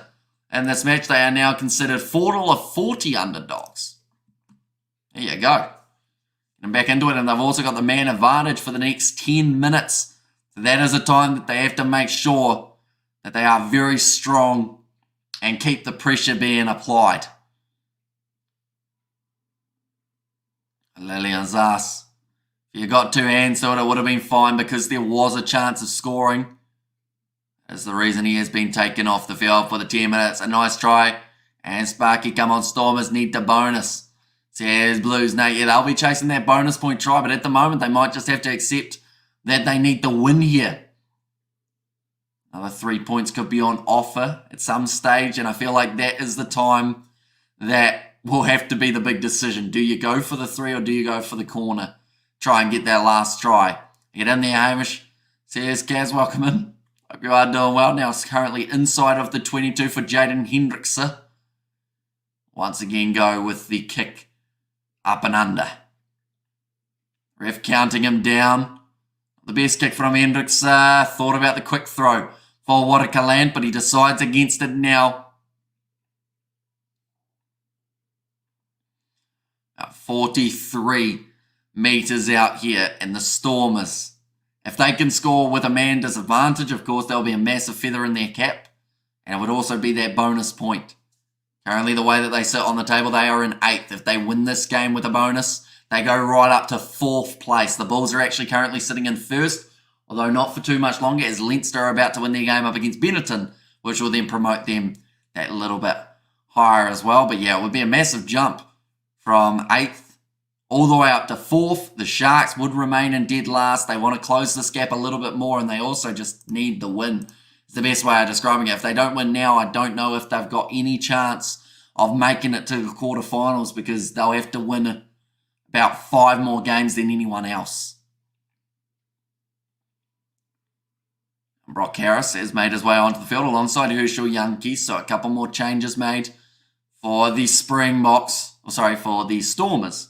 I should say Marcus Olimapimpi once again has been strong under the high ball. I think he has been taken out, so they are going to say the penalty advantage is in play. Cross kick attempted. Lucanio Amo, that was a bit of a mistake from Waterkaland. He was expecting to go back. Now it's gone into touch. So they will go back for the penalty.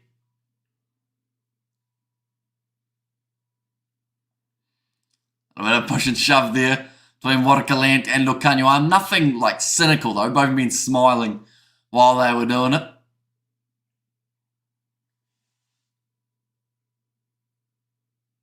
Just realised Sri Lanka are playing Afghanistan in a match as well. I didn't even know that one was taking place between those two sides. I don't believe it's available on... Oh, it is. I'm going to have that in the bottom corner. There we go. We can multitask at the moment. A good kick downfield from the Sharks. We're now 15 metres out. Once again, golden opportunity for them to get themselves back within the 7. They can score 2 tries of their own. They will get a bonus point win. And what does that do to the table? Quite a bit. They would actually move. This is a massive leap. They would move from 16th up to 13th. And that would close the gap between the sides by 7 points. That is actually like, this is do or die here for the Sharks. If they don't do this game, well, if they don't win this game, I don't think they'll get to the quarters. Even if they win it, it is slightly unlikely, but at least they'll be that little bit closer. Now Hendrickson going across there. Shut down early was Masuku. Makazoli Mapimpi. Across the goal round Robla. I'm being held in. Says Andre Hugo Fenta. Drop into his knee was Vincent Chuka. Didn't quite get the feet underneath him. Now Hendrickse goes across there. Drop ball for Masuku, the youngster. And now the other youngster going to kick it downfield there for the Stormers, being Similani. Now Makazole Mapimpi runs up to the halfway line. Missed tackle attempt from, hang on, no, Angelo Davids I think isn't in the team by the looks of that. That's a mistake. The Stormers take it back. Now Ben Loader, he was being held. And the referee, yep, there is going to be the advantage now. Herschel Yankees chipped him behind for the youngster. Mati waits for the bounce, doesn't get it. And that means they'll go back for the original penalty. Number 12, holding is the call there. So that'll be up against Francois Fenter. Now, I know that they're saying it's a holding penalty, but it's probably saved a try. Because if he wasn't holding Ben Loader, he probably would have been gone. And I think Loader is just saying that.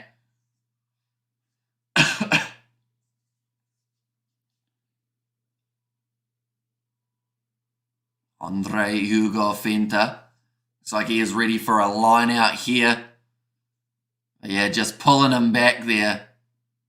Let him go in the end, but a little bit too grabby.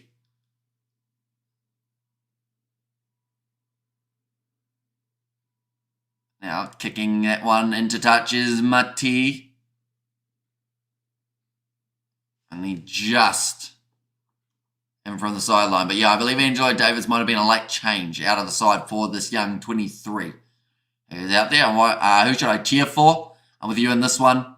Says Mikhail. 15 minutes still left on the clock. For anyone wondering, Leinster are winning up against Benetton 47 points to 18. So it's got a lot more one-sided in recent times. And their game is actually over at this point. They started at 4 p.m, I believe, and 4 a.m. New Zealand time.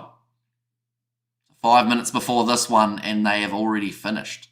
It must have been a quick fire game. Now big drive from the Stormers, 5 metres out. No advantage given and stolen by Machunu, I should say. Now, Jaden Hendrickse. Right. He had his hands on the ball. He's saying it was out. Not the referee, though. So, Ben Jason Dixon gives an offside penalty away. They've taken that one quickly, the Sharks. That's risky as well.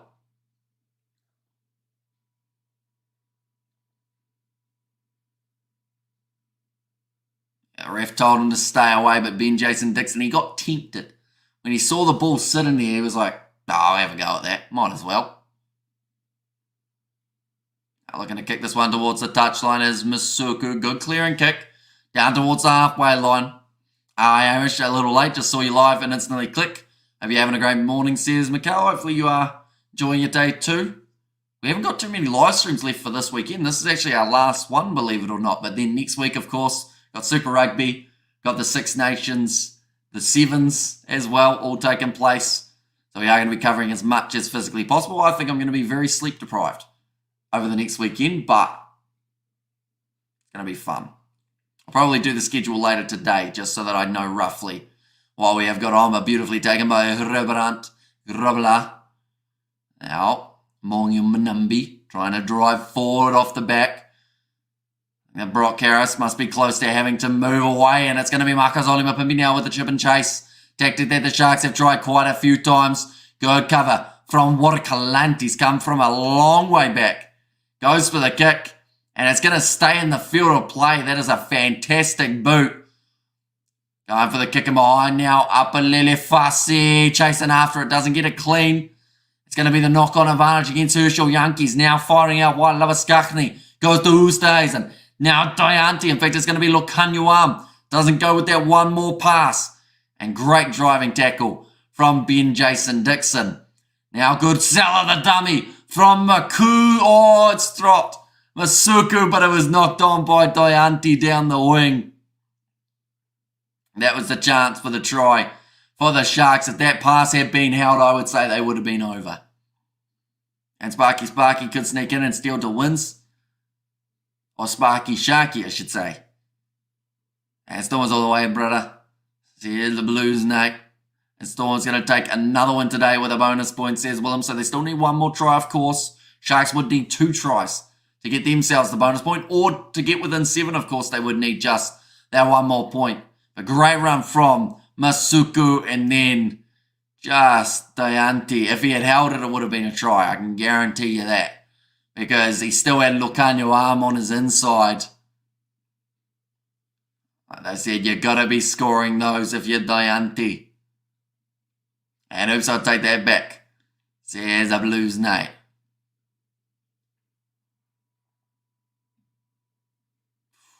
The commentators just made it worse because he said that's also the side where they do have that yellow card at the moment, which makes it even more open. Bit of attention here for Evan Ruiz. Also looks like a little bit of strapping going on to the hand of Abalele Fasi. 37 career appearances, and he certainly had a great game here. We got a donation from Franz Smith. Thank you very much, mate. Treat yourself to a Macca's cheeseburger for breakfast, Hamish. Appreciate you getting up in the wee hours of the morning. Comment hashtag Stormer in Shark Country, says Franz Smith. So the next time I end up in the direction of Macca's, I'll have to get myself the cheeseburger. Just because it is 30 minutes away. But I am going to a wedding on Friday, or in fact Thursday, I think we're heading up. So we will pass the McDonald's. That might have to be the day. And so Franz the man, says Nazi Williams. And Big Love Lad says Blues, Nate. It's going to be thrown in now by Andre Hugo Fenta. They are inside of their 22 currently, the Stormers. Nicely taken by Salman Moura. Back into the pocket. Nice work from Mati. Just so calm for a young player.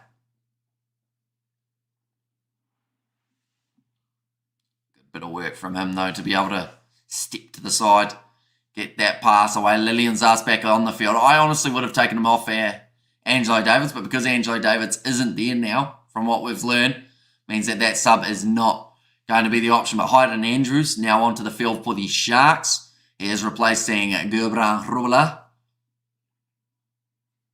11 minutes remaining now on this match, ladies and gents. Who do you think will get the win? The last time that these two sides played, there was a 1-point difference in that contest. I believe it was 16 points to 15 in favour of the Stormers. Now Jaden Hendrickse going back across, skip pass to Makazole Mapimpi. Diante a long way off his wing at the moment. Hendrickse back across to Lavaskachny. Again, Masuku decides that he will take contact. He's quite a large fly half, so that works well. Got a bit of that extra power. Rush defence there not working out. And it's stolen though. Diante throws the interception pass to Ben Loader. Just needed that next pass away. The ball's not out. Lucanio arm is offside. Never onside as well. And that is one little moment that I think may have just taking the game away from the Sharks. But what do you do if you're the Stormers? You got to go for the corner, don't you? You got 10 minutes remaining. The Sharks aren't out of this. They've gone for the shot. Don't get me wrong, I understand it. Because it at least means that the Sharks have to score twice. But you sit in 8th at the moment on the table. You got to make sure that you get any bonus point that's available. The thing is, they probably still will have time to get themselves one more bonus point. Perhaps when they're ahead by more than 7. And perhaps when it's full-time whistle, that's when we'll see them look to really attack. But for now, Sasha Ngome Zulu will be lining up this kick.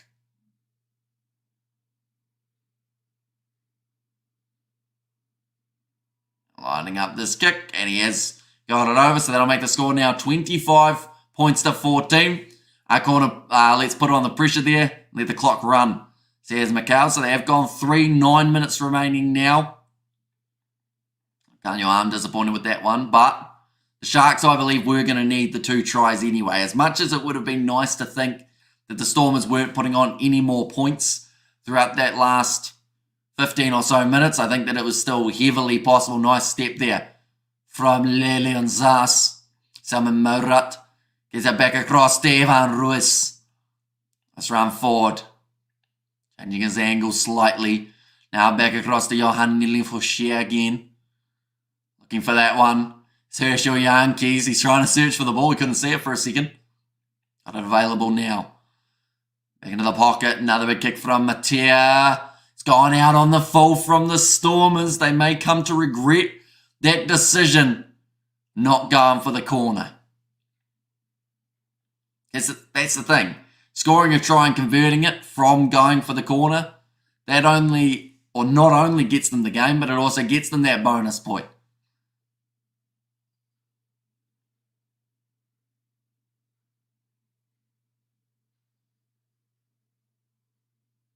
Oh, new mark.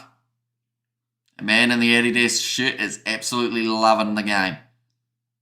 The crowd this has probably been one of the best crowds in terms of atmosphere that we've seen for a South Africa versus South Africa game of the URC this far in the year, I would say. Now Jaden Hendrickse going back across to the right-hand side. Nice work from James Fent. In fact, that time it was Lavaskakni, now Pepsi Buthelezi. He's had limited opportunities throughout this game, but the Sharks, they only need one more big one to get them back into this game. They can score before 75 minutes. It is all on for young and old. Nice step in from Lukanua. Managed to find the offload away to Hyden Andrews. It's a little bit isolated. It looks like there is a player down at the moment for the Stormers. So at the moment they are only playing with 14 out there on the field. Ustays, another big run from him. Now Vincent Tichuka, well shut down by Brock Harris. Gets back up. He's had his pants pulled down by Ruben van Heerden. Back to the left again. Oh, looks for the offload. It was risky, but it's gone to Makazole Mapimpi, who goes one more to Bongio Manambi. Does very well to keep his body inside of the field of play, and it's another advantage to the Sharks here. Machunu now gets them within 7 metres. Hendrickse through one set of hands to the second and James Fenta. And this is the last game. It certainly is. That's a knock on there. So we'll go back. We cover all T20 of the Black Cats in Australia. We are hoping to do some of the games. Of course, depending on the other schedule that we have got. But we are hoping to do some of the Black Cats versus Australia. Not moving away. As what the penalty was for, but there are 6 minutes remaining now on the clock, ladies and gentlemen. What are the odds? The Sharks were $13 underdogs until, of course, they have been able to kick for the corner here. They are in a really good position to go on and get themselves another try. And thank you for the stream, managed to give you lads. I was born in Cape Town and the Stormers supported my whole life. Says Willem.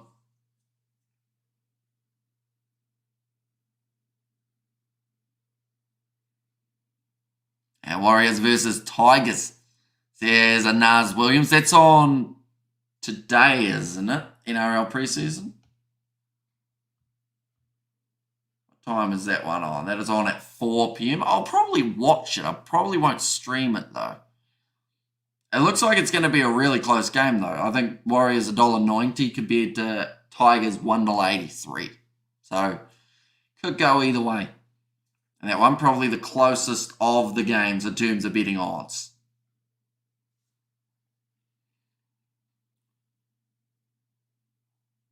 Now, ready to throw this one in for Bongi Umbanambi. Taken by Hyden Andrews. And now they'll start to march forward. Evan Ruiz, I don't know if he's done that legally. They might have to have a quick look at that. The ball is left alone though now. And it's available for the Sharks. We need your dad on that one, says Naz Williams. And so, yeah, it's been a while since we've done an NRL one. Oh, that was very close. Around the side of the breakdown, I think there was James Fenter again. Just getting inches from the line. And we need him for next week, says Mikhail. Ball is available. Does manage to take it out, Stormers for life. There's Keegan Johnson there. 5 minutes left now. On the clock, Umbanambi has scored the try for the Sharks.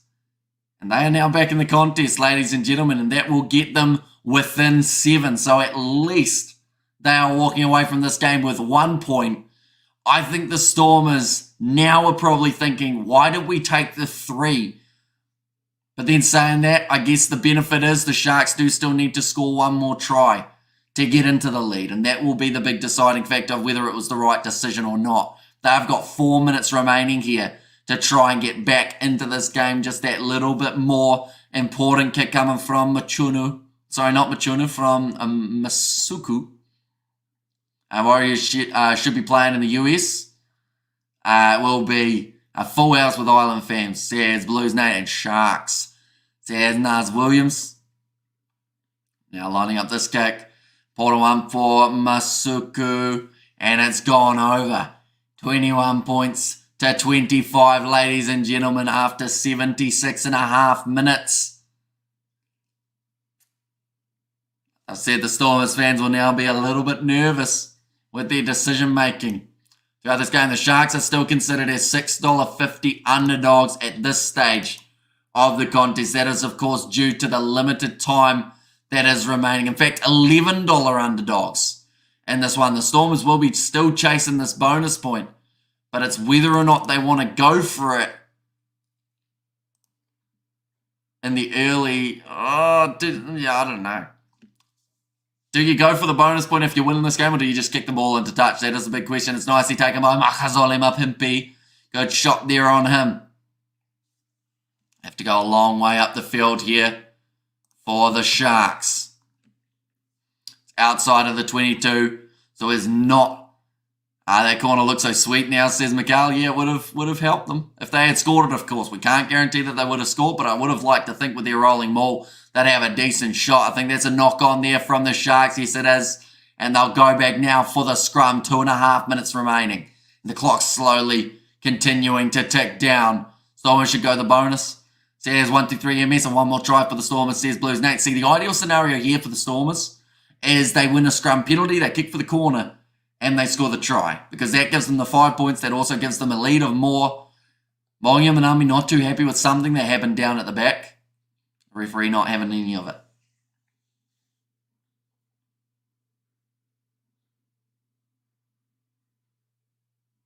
Okay, Makazole Mapimpi's actually saying that he might have been hit there.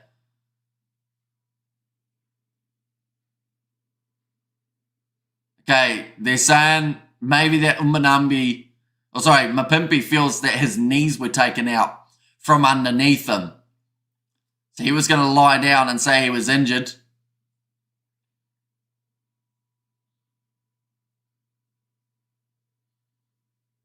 .90 seconds remaining. The Sharks are loving it. The supporters, that is. They still feel like their side are in this. And another scrum reset. Stormers can use up the rest of this time. Is the sun up? Not yet. It's still completely dark. I thought it would have been close to sunrise time, though. Probably another 20 or 30 minutes. And then the sun will be up here in New Zealand. And come up, boy. Says Keegan Johnson. Right, the time has been turned back on now. Yeah, a reset here for the Stormers would not do them any harm. There we go. Another reset. Getting really awkward.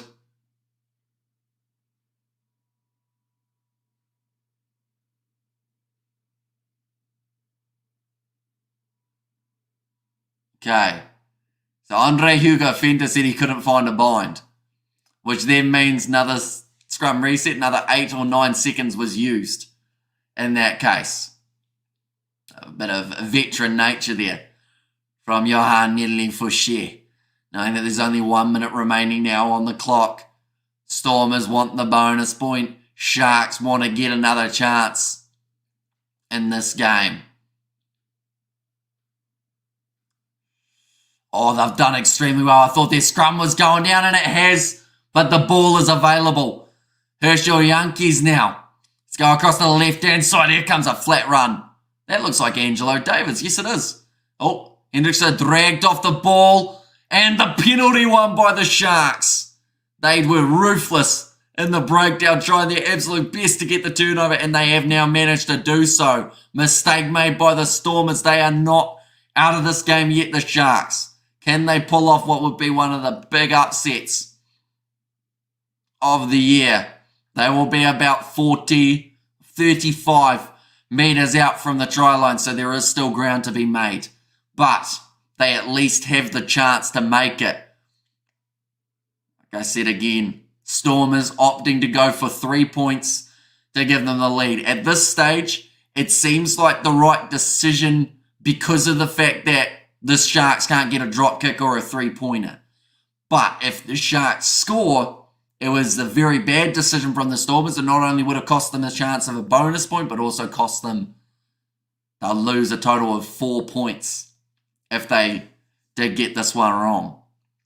Mongyumbanumbi, the last chance here though to throw this one in. Not claimed. Stormers take it. And Andre Hugo Fenta on the halfway line. Now what do the Stormers do? Do they kick it into touch? They certainly will. And that will be the win. 25 points to 21. The one time that the Sharks needed their successful line out. Unfortunately, Ombanumbi could not offer it for them. And only one more chance. So here's Keegan Johnson in there as well. But nonetheless, ladies and gentlemen, the win goes the way of the Stormers. These two sides have played twice. And in combo, the game combined have only been split by 5 points in total. So they're always close when they play off. Could it be a game later on in the season? It's looking unlikely. I think that this was a game that the Sharks had to win. Go son, kick it out. So here's Blues Nate. And thank you, Hamish. So here's a Robert there. But the Stormers, with the win here, of course, it does get them the 4 points. So with 4 points for the Stormers, they will still move up to now it will be 5th place. They will be sitting at the moment, I believe. Oh no, they might actually go up one more. They might actually be up into the 4th place anyway without that bonus point. No, I think that's wrong. I think they will be 5th. We got it right the 5th time. This is the same situation as quarterfinals of New Zealand versus Ireland. There's the Black Samoan. And then, thank you boys, nice game, says Keegan. In relief, you nail biter, says Franz. Yeah, the Stormers, they almost chucked that game away. The Sharks, they were in it for that last few moments. But just the last line out not working out for them does lead to the ball being put into touch. But nonetheless, do thank you all very much for tuning into this URC live stream. Of course, we have got plenty more coming next weekend with the Six Nations, Sevens, Super Rugby, you name it. It's going to be coming up on the channel, so if you are new, be sure to hit that subscribe button, and I will see you all for the next one.